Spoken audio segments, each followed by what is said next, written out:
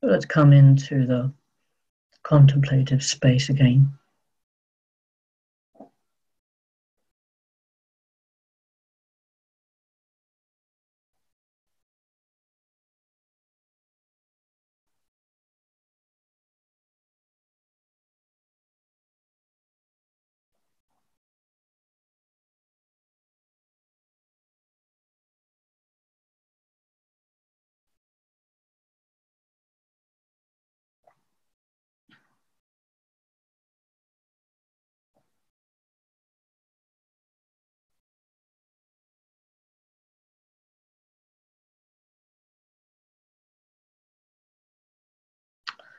Let's be tuned into the joy of just sitting in contemplation,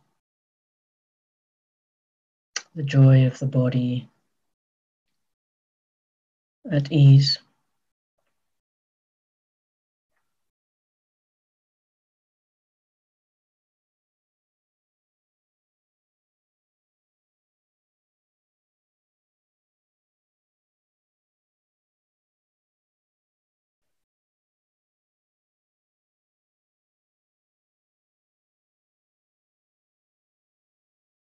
And the joy of the breath, breathing,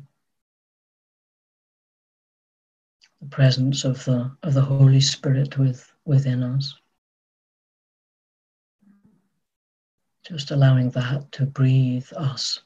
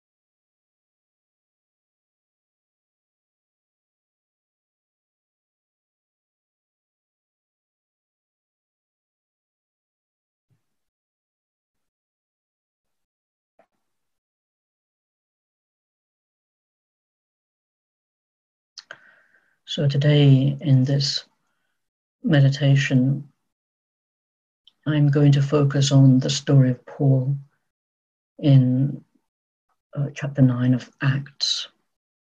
And yesterday we heard about the conversion of Paul on the road to Damascus. And today we heard about how he begins his work in a very forthright way, which causes a lot of consternation amongst certain of the disciples, for they have up to this point been severely persecuted by Paul.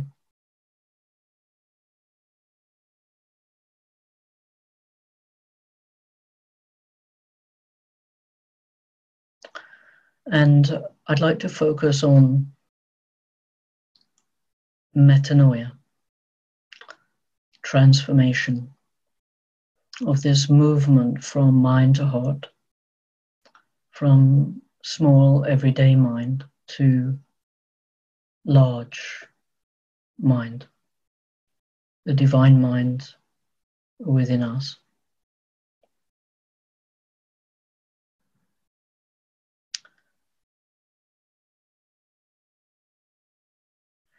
And recently I've been reflecting on two wonderful sources of information which can help us to accompany the story of Paul and his metanoia, his transformation.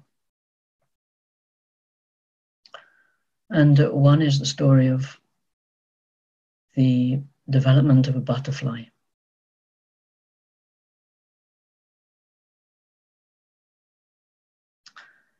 And I don't know if you know, but I've recently discovered that in the egg of the butterfly, within that creature, there is something called imaginal cells. Imaginal cells.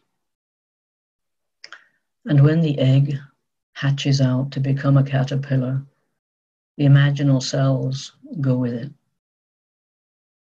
They remain intact through several larval stages where the caterpillar molts and grows and molts again, maybe 3 or 4 times.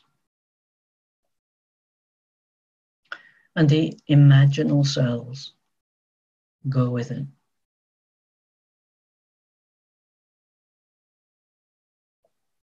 As if they are sleeping. And then one day the caterpillar suddenly, I've actually seen this happen, the suddenness of it. Suddenly the caterpillar stops eating.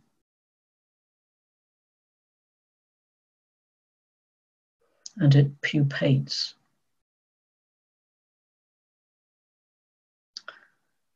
And inside the hard casing of the pupa, the caterpillar dissolves its whole body into a soup, apart from the imaginal cells. And those imaginal cells carry the code of the wholeness of the butterfly. And the imaginal cells feed on the soup, literally, and begin to form a very different body of the adult butterfly, which is called the imago.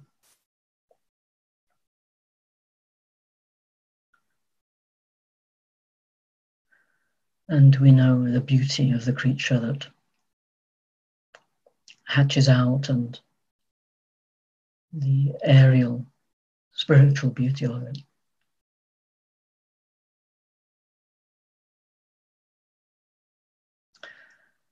And it reminds me that we are made in the image of God, in the story of the beginning. We're made in the image of God. We have these imaginal cells within us of our wholeness.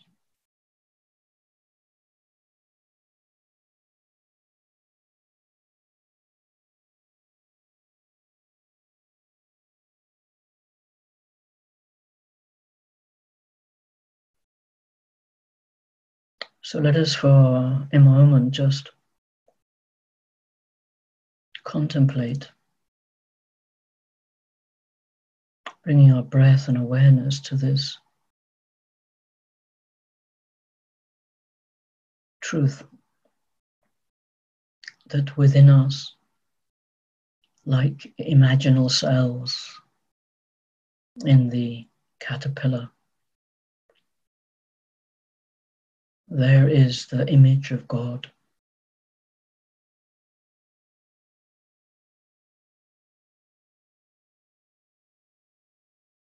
Waiting for the right conditions to emerge.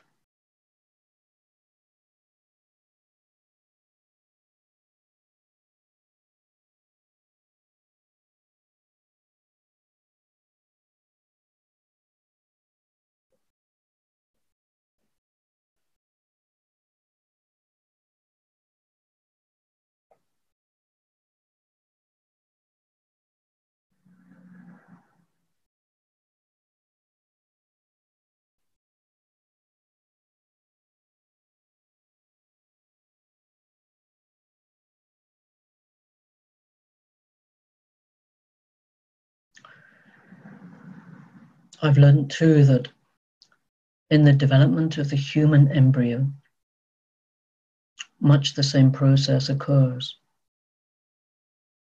The embryo in the first 10 weeks of life in the womb changes, completely develops all its organ systems, but only by dissolving old ones and building new ones constantly. And what allows it to do this is a sense of stillness and slow tempo, which reminds it of its wholeness, of the full picture that it's working toward. Stillness and slow tempo.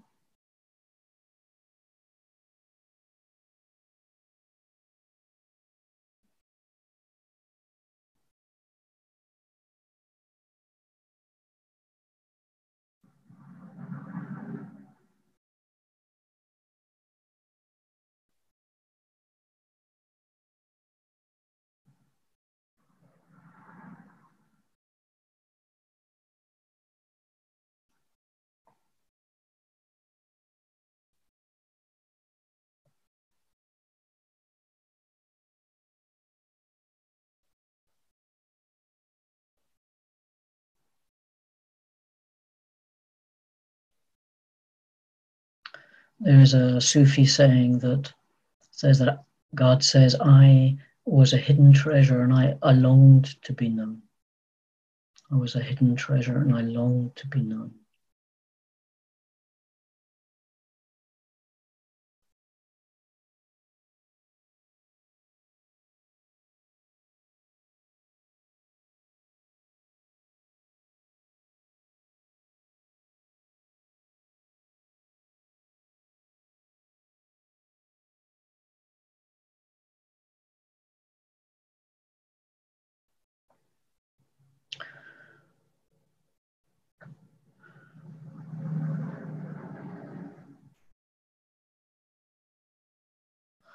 Paul on the road to Damascus is brought up short by a blinding flash of light and the voice of Christ.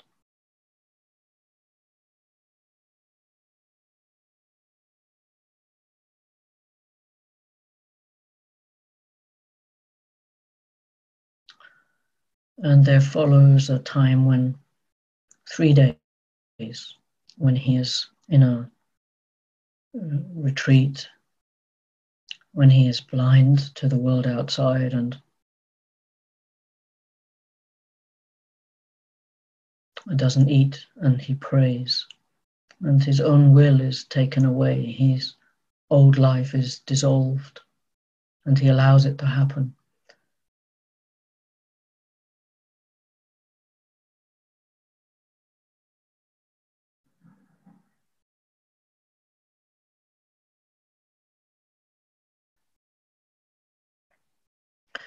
And in our Celtic tradition, we have examples of something like it, where the saints and the shamans go into a dark cave and wait for the Arwen, the inspiration to arise, the Holy Spirit to speak through.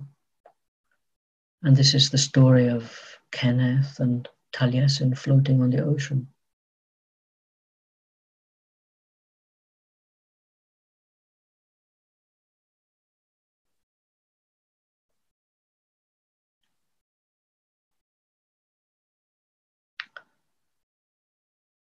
So I encourage us now to imagine that we are floating in the ocean.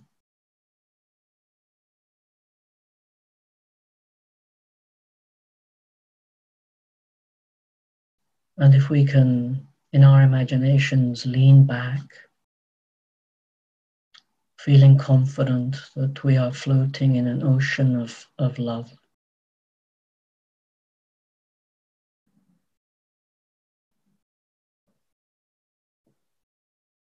And it's warm, and welcoming.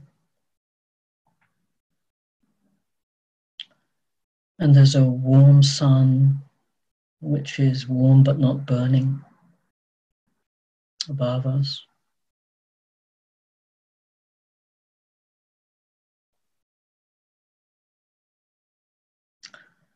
And we feel the rhythm of the ocean like our breath, breathing in and breathing out.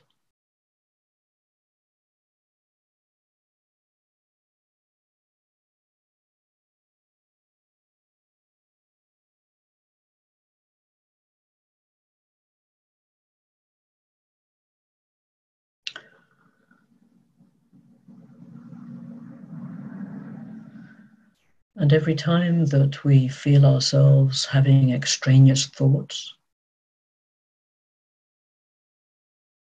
or resistant thoughts or any other kind of thoughts of perhaps the small mind, we just allow them to be dissolved in the ocean.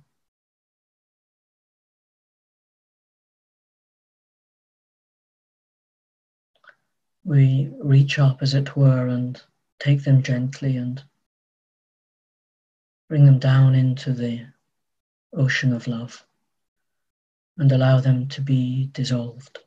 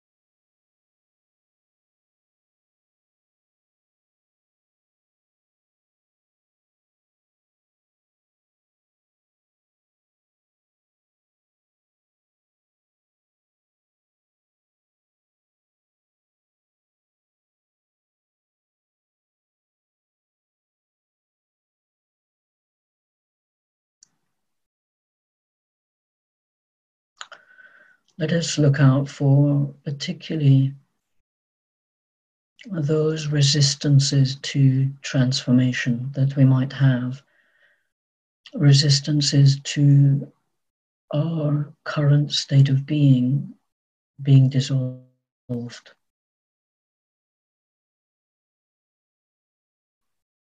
The caterpillar in the pupa is uncompromising. It just dissolves itself. It's confident at some caterpillarish level that there within it are the imaginal cells carrying the wholeness, carrying the Christ, we might say.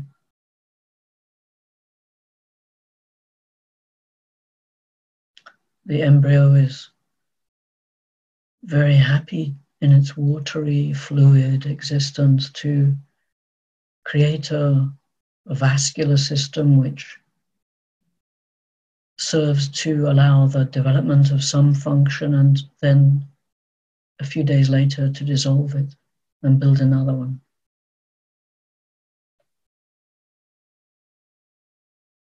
Paul was uncompromising in his persecution of Christians.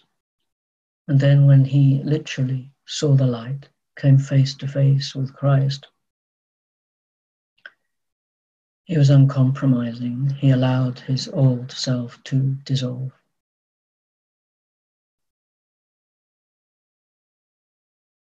What stands in our way, each of us individually? What is it that most needs to be allowed to be let go of and submerged in this ocean of love, confident that what comes To replace it is our wholeness.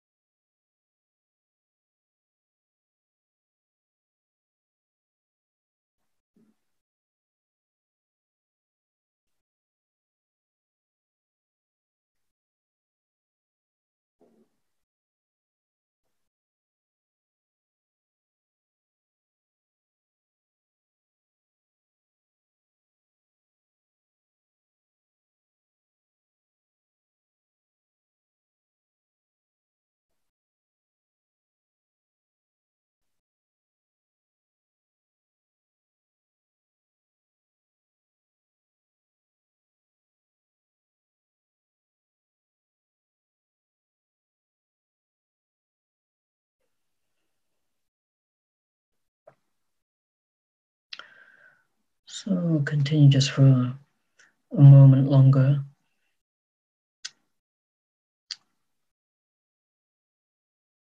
In this letting go.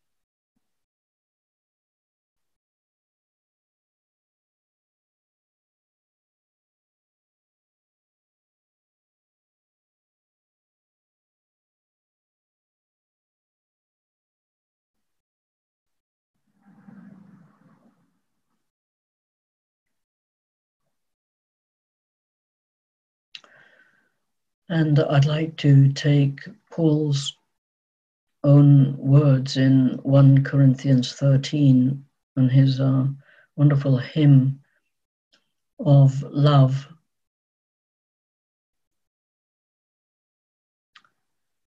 Where one might even imagine that he has looped back in his memory to his experience of conversion on the road to Damascus.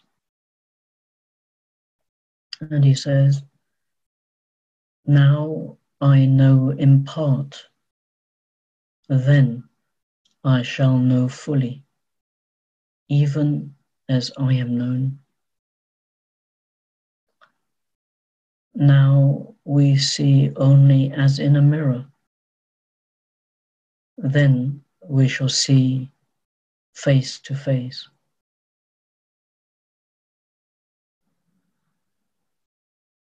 Now I know in part, then I shall know fully, even as I am known. Now we see only as in a mirror, then we shall see face to face.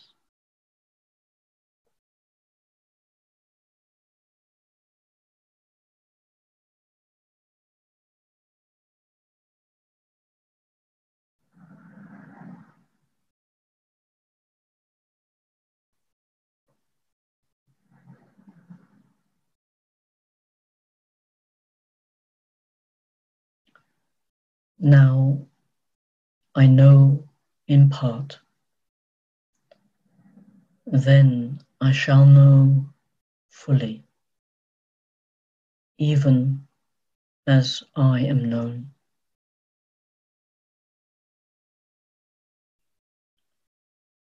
Now we see only as in a mirror. Then we shall see face to face.